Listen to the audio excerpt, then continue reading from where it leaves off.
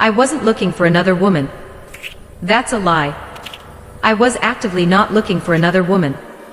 I was building a fortress around myself, brick by painful brick, and the mortar was a potent mix of cheap wine, takeout containers, and a solemn vow of celibacy that felt more like a prison sentence than a choice. My last relationship, with a woman who could coax secrets from a stone, and then use them as ammunition, had ended not with a bang, but with the quiet, thudding sound of my own key turning in the lock of an apartment that was no longer mine. So I was done.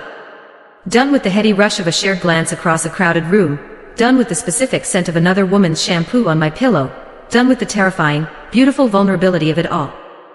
My refuge was Maya's guest room, which was less a room and more a glorified closet filled with her abandoned hobbies, a dusty sewing machine, a stack of canvases, and a yoga mat permanently curled in the corner like a fossil. It smelled of old paper and Maya's lavender fabric softener. It was perfect. It was a space devoid of shared memories, a blank slate where I could just be. For 3 days it worked. I lived on microwave popcorn and Maya's pitying sympathy, emerging only for essentials.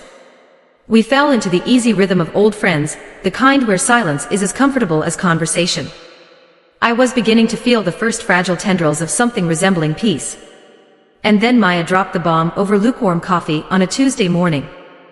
"Oh shoot, I totally forgot to tell you," she said, her brow furrowed as she scrolled through her phone. "My cousin is getting in tonight. She's staying for a bit." The fragile peace shattered. "Staying. Here." The words came out sharper than I intended. Maya looked up, her expression apologetic. "Just for a couple of weeks, maybe a month. Her lease fell through last minute. I promise, she's super chill. You'll barely know she's here." I highly doubted that. The apartment was a cozy one-bedroom with a living room couch that was now my designated territory. Adding a third person to the mix felt like adding a shark to a fishbowl. "Maya, I can't. I'll find a hotel." The thought of navigating the pleasantries and forced intimacy of sharing a small space with a stranger sent a wave of exhaustion through me. I didn't have the energy for it. I didn't have the energy for anyone. "Don't be ridiculous, Alex. You're not going to a hotel," she softened her tone. "Her name is Elena. She's quiet. An artist. You'll probably like her." I wouldn't. I had already decided. I wouldn't like her because liking her would require effort, and my entire being was currently geared toward expending the absolute minimum amount of energy required to stay alive. I was in emotional hibernation. The plan was to sleep, work remotely, and re-emerge in the spring as a newer, more cynical version of myself. And Elena was not part of the plan. That evening, I was curled on the couch, pretending to read a book while actually mapping out the quickest escape routes from any potential conversation, when the front door clicked open. Maya was at work, so it had to be her. The cousin. I braced myself, pulling the scratchy wool blanket up to my chin like a shield. A woman stepped inside, pulling a scuffed leather duffel bag behind her. And my fortress, the one I'd been so carefully constructing, developed a hairline crack. She was not what I expected. I'd pictured a younger, flightier version of Maya. This woman was grounded. She moved with a deliberate quietness, setting her bag down without a thud. She was wearing worn jeans, a simple gray t-shirt that hugged the curve of her shoulders, and a faded denim jacket. Her dark, wavy hair was pulled back in a loose knot at the nape of her neck, with a few stray curls escaping to frame a face that looked like it held stories. High cheekbones, a strong jaw, and eyes the color of dark roast coffee, so dark they seemed to absorb the light in the room.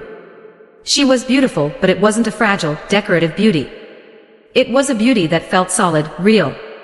Earned. She hadn't seen me yet. She stood for a moment in the entryway, just breathing, as if reorienting herself to the space. Then she turned, and her dark eyes landed on me. The fortress didn't just crack, a whole section of the wall crumbled to dust. "Oh," she said. Her voice was lower than I expected, with a warm, gravelly texture. "Hi. I didn't realize anyone was here." "I'm Alex," I managed, my own voice sounding thin and reedy. "Maya's friend." A small, slow smile touched her lips, but it didn't quite reach her eyes. Her eyes were watchful, assessing. "Elena. Maya's cousin," she gestured vaguely around the apartment. "Looks like we're roommates." There it was. The word that sealed my fate. Roommates. The universe, it seemed, had a sick sense of humor. I was actively trying to avoid women, and it had just dropped one in my lap. A woman who smelled faintly of sandalwood and something citrusy, like lime zest. A woman whose presence seemed to take up more space than her physical form, filling the small apartment with a quiet, potent energy that I was already finding it difficult to ignore. I pulled the blanket tighter, the rough wool a pathetic defense against the sudden, unwelcome warmth blooming in my chest. I was in so much trouble. The first few days were a masterclass in polite avoidance. We were two celestial bodies locked in a careful, orbital dance around the apartment's small sun, the kitchen. I'd hear the soft padding of her feet in the morning, and wait until the scent of her coffee faded before emerging from my blanket cocoon on the couch. She, in turn, seemed to have a sixth sense for when I needed the bathroom, vacating it just moments before I had to ask. Our conversations were clipped, functional. Is this milk up for grabs? Do you need the outlet? Good night. It was excruciating. Every brief interaction was a fresh assault on my carefully constructed defenses. I found myself noticing things, small details that lodged themselves in my brain like splinters. The way her brow furrowed in concentration when she was sketching in a worn notebook at the small kitchen table, her tongue just barely caught between her teeth. The cluster of faint freckles across the bridge of her nose, visible only when the afternoon sun hit her just right. The calluses on her fingertips, which I saw when she handed me a mug of tea one evening without a word, a silent offering of peace after we'd had a near collision by the fridge. Her hands looked strong, capable.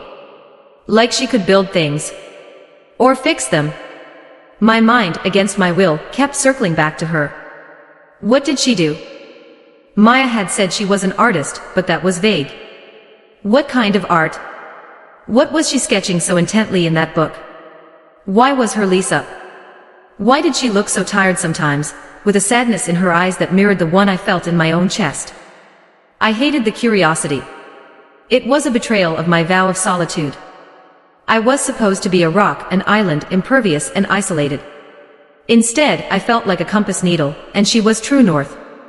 My attention, my thoughts, my very awareness seemed to be constantly reorienting itself toward her. She's a landscape designer, Maya told me over the phone one afternoon, while I was hiding in the bedroom, ostensibly folding laundry, but really just trying to escape the low, melodic sound of Elena humming to herself in the kitchen. Well, that's what she trained as. Right now, she does custom pottery. Planters, vases, that kind of thing. She's trying to get a new studio space set up here. Pottery. It made sense. The strong hands, the grounded energy. I could picture her at a wheel, her hands covered in clay, coaxing something beautiful from a formless lump. The image was vivid. Too vivid. I felt a flush of heat creep up my neck and quickly changed the subject. The friction between us wasn't loud or aggressive. It was a low, constant hum of awareness. One evening, I was trying to work on my laptop at the kitchen table while she was cooking. The small space was filled with the scent of garlic, cilantro, and sizzling onions. It was intoxicating, a stark contrast to the sterile smell of my usual microwave meals. She moved around the kitchen with an easy, unhurried grace, her body a steady, inefficient motion. I tried to focus on my spreadsheet, but my eyes kept snagging on the way her t-shirt pulled across her back as she reached for a spice, the fluid movement of her hips as she turned from the stove to the counter. "Do you want some?" she asked, her voice startling me out of my trance. She was holding a plate of what looked like tacos, steam rising from them in fragrant clouds. "Oh. No, I'm good. Thanks." The lie tasted like ash in my mouth. I was starving, and my stomach chose that exact moment to let out a low, pathetic growl. Elena's lips twitched. It was the closest I'd seen her come to a genuine smile. "Your stomach disagrees." She slid the plate onto the table in front of me without waiting for another protest. "There's plenty." I stared at the plate. It felt like a test. Accepting it was a concession, a crack in the wall of my indifference. But the smell was incredible, and my body was weak. "Okay," I mumbled, feeling my cheeks grow warm. "Thanks." We ate in silence. But it was a different kind of silence than before. It wasn't empty, it was filled with the sounds of our meal, the scent of the food, and the heavy weight of my own hyper-awareness of her sitting just a few feet away. The tacos were amazing, the corn tortillas warm and soft, the filling rich and savory with a hint of lime. It was the first real food I'd had in weeks, and it felt like she'd served me a plate of pure comfort. I hated how grateful I felt. Gratitude was a gateway emotion. It led to things like connection and vulnerability, two things I was determined to avoid at all costs. I finished quickly, washed my plate, and retreated to the couch, my heart pounding a frustrated rhythm against my ribs. Each small gesture, each shared silence, was a thread, and I could feel them starting to weave a net around me. I just didn't know if it was a safety net or a trap. The universe, not content with merely forcing us into cohabitation, decided to up the ante. A week into our awkward domestic arrangement, Maya called, her voice frantic. Aunt Clara fell, she said, the words tumbling out in a rush. She broke her hip. I have to fly to Phoenix. I don't know how long I'll be gone. Maybe a week. Maybe more. Oh my God, Maya, is she okay? I asked, my own problems momentarily forgotten. She'll be okay, but she needs surgery. Listen, Alex, I am so sorry about this. Don't be sorry, it's your aunt. Go. I'll be fine here. I know you'll be fine, she said, and then she hesitated. It's just, with Elena there, are you too? We're fine, I said, maybe a little too quickly. We're barely speaking. It's perfect. It was a lie, of course. We weren't fine. I wasn't fine. The thought of being completely alone in the apartment with Elena, without Maya as a buffer, sent a jolt of pure panic through me. There would be no escape. No third person to deflect the energy, to fill the silences. It would just be us. Maya left in a flurry of packing and worried phone calls. The moment the door clicked shut behind her, the apartment felt different. The space seemed to shrink, the air growing thicker, charged with a new level of intimacy we hadn't asked for. Now, our orbits were forced to collide. There was no avoiding each other. The quiet mornings became a shared ritual. I'd wake up on the couch to the smell of coffee already brewing, and she'd be sitting at the table, sketching, a mug steaming beside her hand. She'd look up when I stirred, her dark eyes unreadable. Morning, she'd murmur, and I'd mumble a reply. One morning, I found a second mug of coffee waiting for me on the counter. Black, just how I take it. I stared at it, my chest tight. It was such a small thing, but it felt monumental. She was paying attention. She was noticing me. I wanted to reject it, to pour it down the sink and make my own instant coffee as a declaration of independence. But I couldn't. I picked it up, the ceramic warm against my cold hands, and the coffee was rich and strong, and it felt like a truce. I started noticing more about her routines. She spent hours at the kitchen table, not just sketching, but working on what looked like designs on a tablet, her brow furrowed in intense concentration. She listened to music through a single earbud, and sometimes I could hear the faint, rhythmic beat of something soulful and melancholic. She had a habit of stretching when she'd been sitting too long, a slow, languid arch of her back that made my breath catch in my throat. I learned that she was a creature of tactile comforts. The worn softness of her favorite denim jacket. The way she'd cradle a warm mug in both hands, as if absorbing its heat. The smooth, gray river stone she kept on the windowsill, and would sometimes pick up and turn over and over in her palm while she was thinking. My fortress was in ruins. I was no longer an observer behind a wall. I was a raw nerve, exposed and exquisitely sensitive to her every move, her every sound, her every scent. The smell of sandalwood and lime was now permanently etched into my olfactory memory. I'd smell it on the throw blanket she used, in the steam from the shower after she'd used it. It was the scent of her, and it was driving me insane. I tried to barricade myself with work, staying glued to my laptop, my fingers flying across the keyboard in a desperate attempt to build a new wall out of deadlines and deliverables. But even then, I was aware of her. I could feel her presence in the room like a change in atmospheric pressure. One afternoon, I was struggling with a particularly thorny coding problem, staring at the screen so hard my eyes burned. I'd been at it for hours, my frustration mounting with every failed attempt. You're going to burn a hole in your screen. Her voice, quiet and close, made me jump. I hadn't even heard her approach. She was standing behind the couch, looking down at my laptop.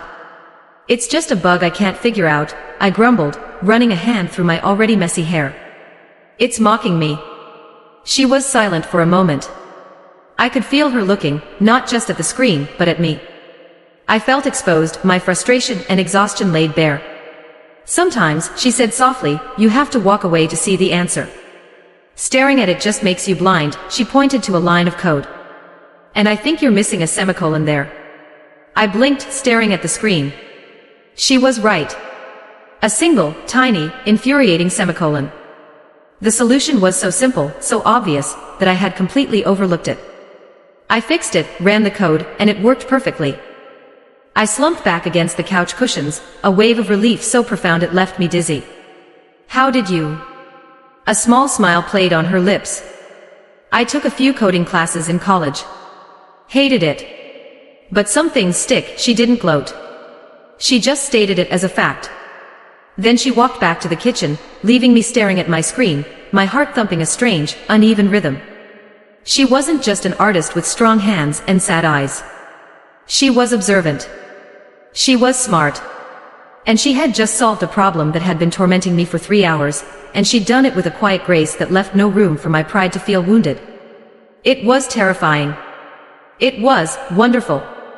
The storm rolled in on a Thursday night, a sudden, violent outburst from a sky that had been clear an hour before. The first crack of thunder was so loud it shook the window panes, and a moment later, the lights flickered and died, plunging the apartment into an abrupt, disorienting darkness. I yelped, a pathetic, involuntary sound that I immediately regretted. My laptop screen went black, taking with it the report I'd been working on for the past 6 hours. No, no, no, I whispered into the sudden silence, which was punctuated only by the hammering of rain against the glass. You okay? Elena's voice came from the direction of the kitchen, calm and steady amidst the chaos. I'm fine, I lied, my heart racing. I hated storms. And the dark. And losing 6 hours of work. Just my computer. I heard a soft shuffling sound, then the scratch of a match. A tiny flame bloomed in the darkness, and a moment later, the warm, flickering glow of a candle illuminated Elena's face. She was holding an old-fashioned candle holder, the kind you see in Gothic movies, and the dancing light cast dramatic shadows across her high cheekbones. She looked like a painting. Maya keeps an emergency stash under the sink, she said, her voice a low murmur that was somehow more comforting than the light itself. She lit another candle and another, placing them around the living room until the space was filled with a soft, golden glow. The storm raged outside, but inside our little cavern of light, it felt strangely peaceful. Safe. I was just about to make tea, she said, her back to me as she moved toward the gas stove. Want some? I nodded, even though she couldn't see me. Yes. Please, my voice was shaky. She lit the stove with a match and filled the kettle, her movements sure and practiced in the dim light. I stayed huddled on the couch, watching her. The rigid boundaries of our daytime coexistence had dissolved with the electricity. In the candlelight, we were just two people, sharing a small space, waiting out a storm. She brought 2 steaming mugs over and set one on the small table beside the couch before settling into the worn armchair opposite me. She didn't sit on the far side, but chose the cushion closer to me, our knees only a few feet apart. The tea was chamomile, and its floral scent mingled with the smell of rain and melting wax. We sat in silence for a long time, listening to the storm. It was a comfortable silence, the kind I used to share with Maya, but this felt different. It was charged with a quiet intensity, a sense of shared experience that felt far more intimate than any conversation we'd had. You don't like storms, she stated, not as a question. I shook my head, wrapping my hands around the warm mug. My dad used to tell me thunder was just the sound of God rearranging the furniture. It never helped, I hadn't meant to say that. The words just slipped out, a small, personal detail I hadn't shared with anyone in years. Elena didn't laugh or offer a platitude. She just watched me, her dark eyes reflecting the candlelight. My abuela used to say it was the sky weeping for all the world's sadness. I always found that more comforting. Like we weren't alone in it. I looked at her, really looked at her, and for the first time, I saw past the quiet, capable artist and saw the woman who had learned comfort from a weeping sky. I saw the sadness in her eyes again, but this time, it didn't feel like a mystery. It felt like a recognition. I lost my job, I blurted out, the confession tumbling into the quiet space between us before I could stop it. That's why I'm here. My ex and I, we worked at the same firm. When we broke up, it got complicated. I was laid off a week later. They called it restructuring. The bitterness was sharp on my tongue. So in the span of a month, I lost my girlfriend, my job, and my apartment. Triple crown. I tried for a wry, sarcastic tone, my usual armor, but my voice cracked on the last word. A single, hot tear escaped and slid down my cheek. I swiped it away angrily, mortified. I never cried in front of people. I was the strong one, the one who held it together. Elena didn't say, "I'm sorry," or "That's terrible." She just reached out, her movement slow, deliberate, and placed her hand on my knee. Her touch was light, tentative, but the warmth of her palm seeped through my jeans, a steady, grounding heat that seemed to travel all the way up to my chest, right to the frantic, fluttering thing that was my heart. "That's a heavy weight to carry alone," she said softly. Her thumb stroked my knee in a small, soothing circle. It was an absent-minded gesture, probably, but it felt incredibly deliberate. Every cell in my body was suddenly, screamingly aware of her touch. Of the 5 points of contact where her fingers rested on me. Of the calluses on her skin against the soft fabric of my jeans. I couldn't speak. I just sat there, clutching my mug of tea, letting her quiet strength anchor me in the storm, both outside and in. The walls of my fortress hadn't just crumbled. She had walked right through the rubble, found me hiding in the ruins, and offered me a candle in the dark. And for the first time in a very long time, I didn't feel completely alone. The storm passed, and the power eventually flickered back on, its harsh, artificial light feeling like an intrusion after the soft intimacy of the candlelight. The moment was broken. Elena withdrew her hand from my knee, and the loss of her touch was an almost physical ache. We mumbled goodnights and retreated to our separate sleeping spaces, but the atmosphere between us had irrevocably shifted. I had let her see me. I had been vulnerable, and she had met me not with pity, but with a quiet, solid empathy that made me feel seen in a way I hadn't realized I was starving for. The next morning, I woke up feeling raw and exposed, a vulnerability hangover. I expected things to be awkward, for us to retreat back behind our walls of polite distance. But something had been unlocked. I found her at the kitchen table, not sketching, but kneading a small lump of gray clay on a wooden board. Her hands were dusted with a fine gray powder, and she worked the clay with a rhythmic, mesmerizing focus. "I didn't know you worked with it here," I said, my voice husky with sleep. She looked up, and the guard was gone from her eyes. They were soft, open. "Just small pieces. Helps me think," she gestured to the chair opposite her. "Coffee's made." I poured a cup and sat down, watching her. Her hands were incredible. Strong, graceful, they seemed to know the clay intimately, pushing and pulling, folding it in on itself. "I'm sorry about last night," I said, staring into my mug. "I didn't mean to unload all of that on you." "You have nothing to be sorry for," she said, her eyes never leaving the clay. "You told me the truth."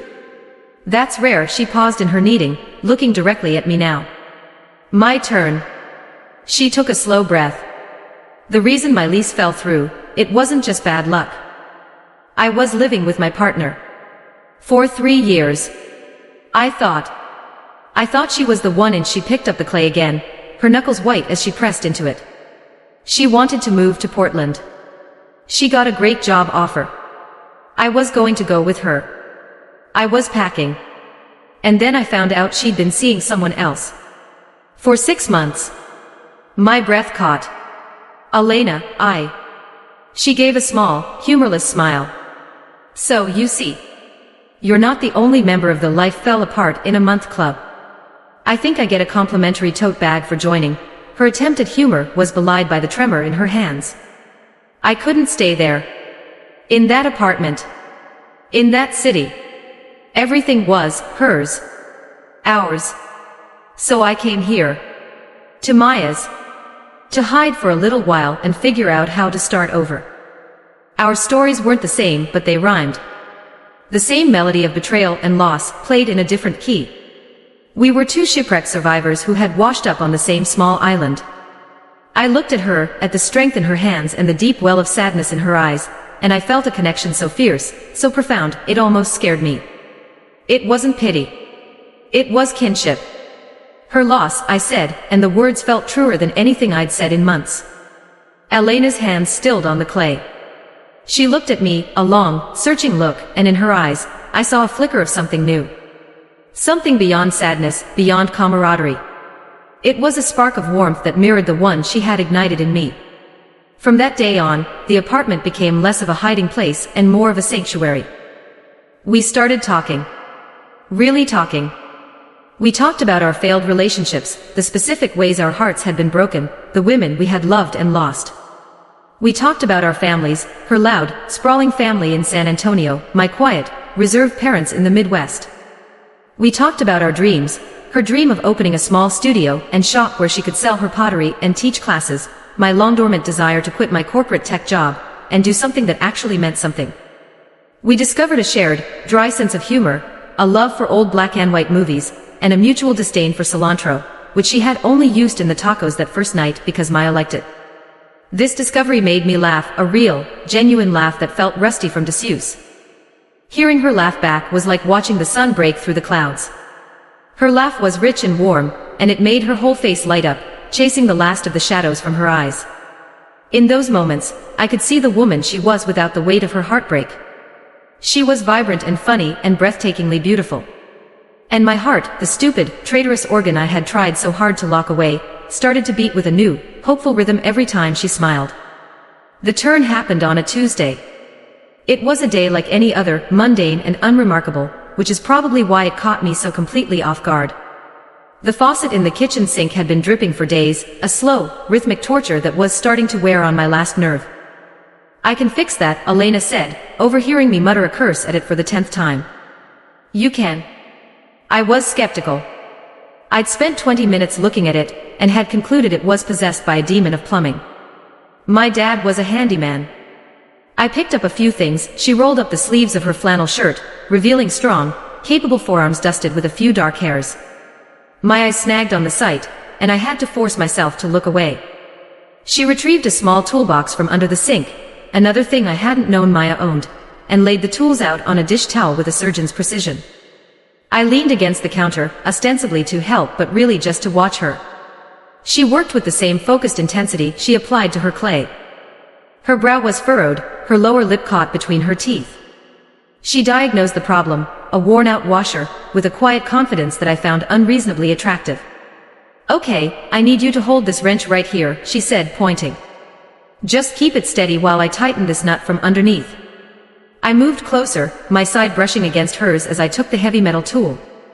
The space was tight, forcing a proximity that was both awkward and electric.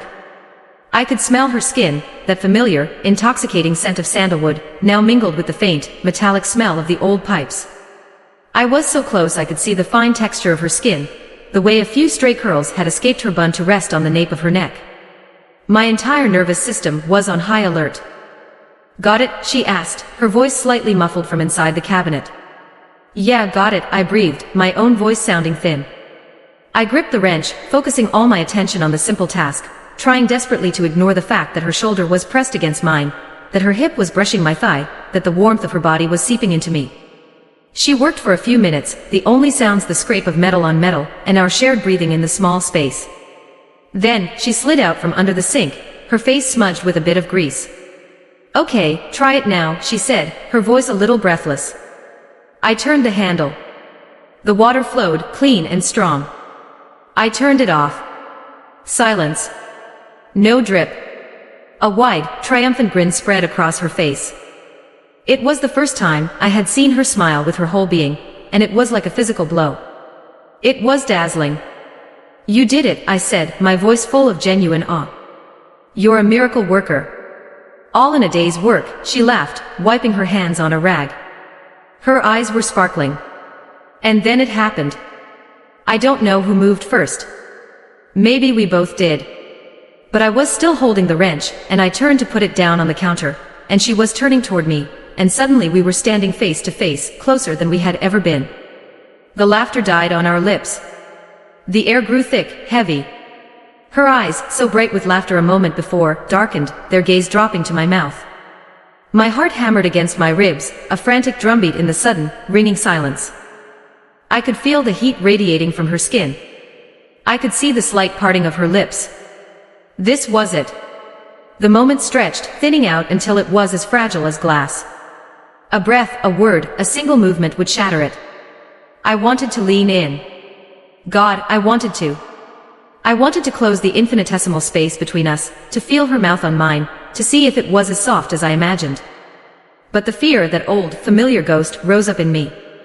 The memory of my ex, of the pain, of the promises broken. It was too soon. I was too broken. I broke the gaze first, taking a half step back. The spell was shattered. The air rushed back into the space between us, cold and empty. I should put these tools away, Elena said, her voice sounding strained. She quickly gathered the wrenches and screwdrivers, her movements jerky and unnatural. Yeah, I said, my own voice a croak. Thanks for fixing it. I fled to the living room, my entire body trembling. It wasn't an almost kiss. It was an almost everything. It was the moment the quiet undercurrent of attraction had crested into a tidal wave, and we had both felt it. We had both stood on the edge of it, and I had been the one to step back. The air in the apartment was different now. The unspoken thing between us was no longer unspoken. It was a living, breathing entity, and it was sitting on the couch right next to me, taking up all the oxygen in the room. After the wrench, the tension was unbearable. It was a constant, thrumming presence in the apartment, a third roommate who left all the lights on. Every glance was loaded, every shared silence was a question. We moved around each other with a new, painful awareness, like we were both magnets with the same polarity, constantly pushing each other away while simultaneously feeling the pull. I found myself manufacturing reasons to be near her. I'd forget my phone in the kitchen when she was cooking. I'd linger at the table, pretending to read, just to watch the way her hands moved as she sketched. My internal monologue was a relentless cycle of yearning and self-recrimination. Just talk to her. No, don't. You'll get hurt again. But what if you don't? What if this is different? Elena, for her part, seemed to withdraw. She became quieter, more watchful. She spent more time with her headphones on, creating a bubble of sound I couldn't penetrate. I'd catch her looking at me sometimes, her expression a mixture of confusion and something else, something that looked like longing, and she would quickly look away, a faint blush coloring her cheeks. We were caught in a painful stasis, both of us too scared to make the next move, both of us suffering in the silence. The break came in the form of a phone call. My sister, Sarah. She was the well-meaning, bulldozer type of supportive, the kind who thought tough love was the only love worth giving. So she said, her voice tinny through the phone, have you heard from what's her name? She always refused to use my ex's name, as if that would magically erase her from existence. No, Sarah. And I don't want to. I was pacing the small area of floor in Maya's bedroom, the only place I could get any privacy. Good. Because I ran into her friend yesterday, and apparently, she's already moved in with someone else. The words hit me like a punch to the gut, stealing my breath. I knew it was over. I knew she was cruel. But hearing it, the finality of it, the ease with which she had replaced me, it made the wound, which had just started to scar over, feel fresh and raw again. Alex. You there? I'm here, I said, my voice hollow. I have to go, Sarah. I hung up before she could say anything else and sank onto the edge of Maya's bed, the room blurring around me. It was pathetic. Why did I still care? Why did it still have the power to hurt me? All the progress I thought I'd made, all the fragile hope I'd been nurturing, it all felt like a lie. I was still the same broken, foolish woman, who had given her heart to someone who treated it like a toy. I didn't realize I was crying until a tear hit the back of my hand. Then another. Soon, I was sobbing, great, ugly, shuddering sobs that I tried to muffle in Maya's comforter. All the pain and anger and humiliation I had been bottling up for weeks came pouring out. The bedroom door creaked open. I looked up, mortified, to see Elena standing in the doorway. Her face was etched with concern. I heard you, she said softly. I was worried. I'm fine, I choked out, trying to wipe my face, to pull myself together. It was a futile effort.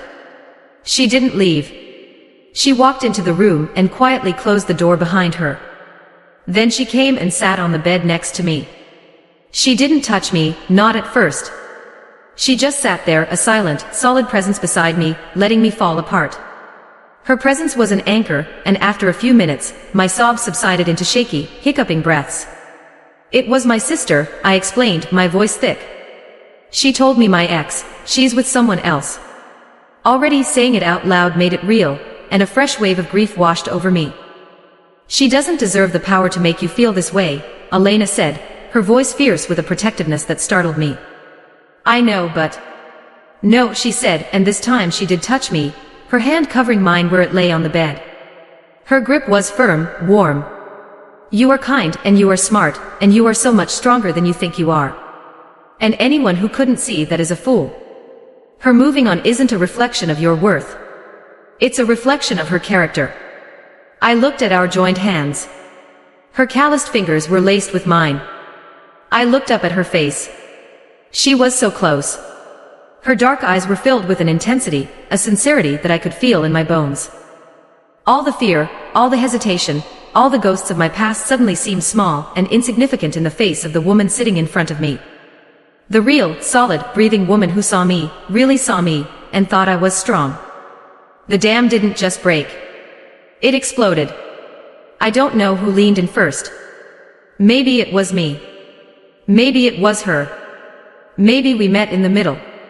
All I know is one moment we were sitting side by side, our hands clasped together, and the next, her lips were on mine. Her mouth was soft, hesitant at first, a question. I answered by pressing back, my free hand coming up to cup her jaw, my fingers sinking into the soft skin behind her ear. The kiss deepened, and all the pent-up tension, all the yearning and fear and hope of the past few weeks poured into it. It wasn't a gentle kiss. It was a desperate, hungry, necessary kiss. It was the taste of coffee and chamomile and salt from my tears. It was the feeling of finally coming home, after being lost for a very long time. She made a soft sound in the back of her throat, and her other hand came up to my hair, her fingers tangling in the strands, pulling me closer. The world narrowed to this. The feel of her lips, the scent of her skin, the solid warmth of her body against mine. It was an avalanche, a cascade, a complete and total surrender. I wasn't just kissing her.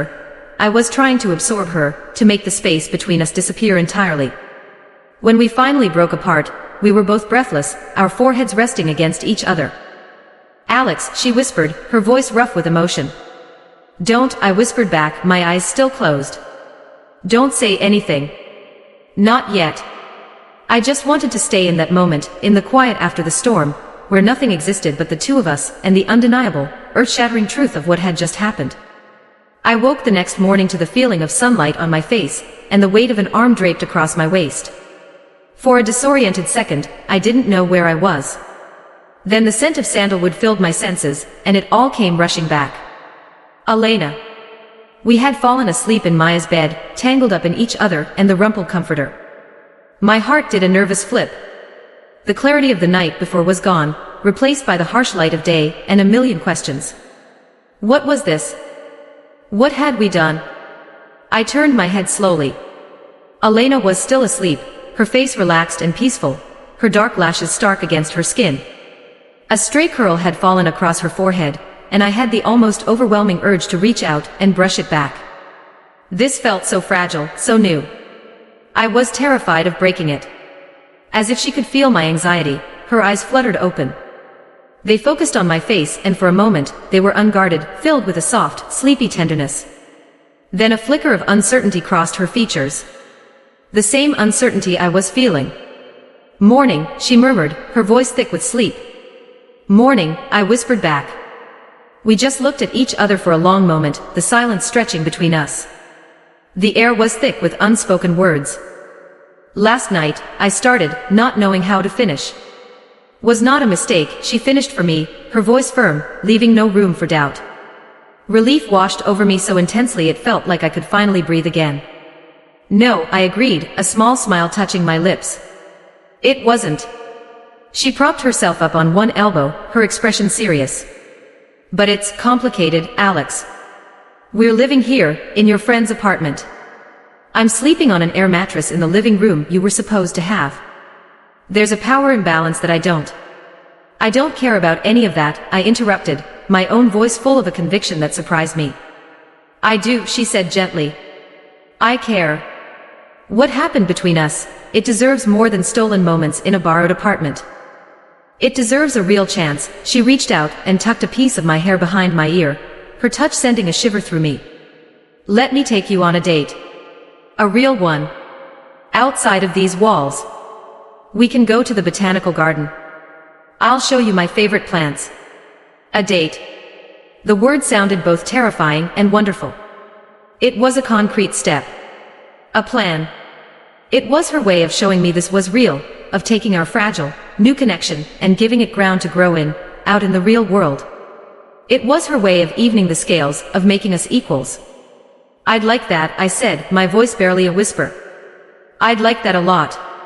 That evening, we didn't end up at the botanical garden. It was too late, too soon. Instead, we sat on the small balcony off the living room, a space we'd both avoided until now. The air was cool and crisp, carrying the scent of the city after a rain. Elena had made us tea, and we sat side by side on a rickety bench, our shoulders brushing, our hands wrapped around warm mugs. The future was a vast, unmapped territory. We didn't know what would happen when Maya came back.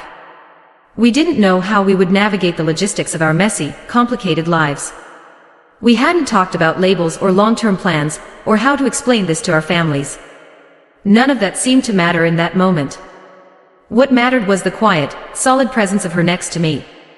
What mattered was the easy silence that had settled between us, no longer fraught with tension but filled with a deep, comforting sense of peace.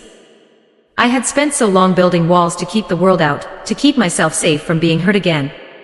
And in the end, all it took was one quiet, patient woman with kind eyes and strong hands to not tear them down, but to simply open the gate and walk in, showing me that safety wasn't about isolation. It was about finding the right person to weather the storm with. I looked over at her as she watched the city lights begin to sparkle in the twilight, and for the first time, in what felt like a lifetime, I felt a flicker of genuine, unadulterated hope. I was still scared, but I was choosing this. I was choosing her. And that felt like the bravest thing I had ever done. Have you ever been so afraid of being hurt that you almost missed out on the one person who could help you heal? Sometimes, the biggest risk isn't opening your heart to someone new, but keeping it closed forever. If you felt that connection, that slow burn of hope, give this video a like, subscribe for more stories, and let me know in the comments about a time you took a leap of faith for love.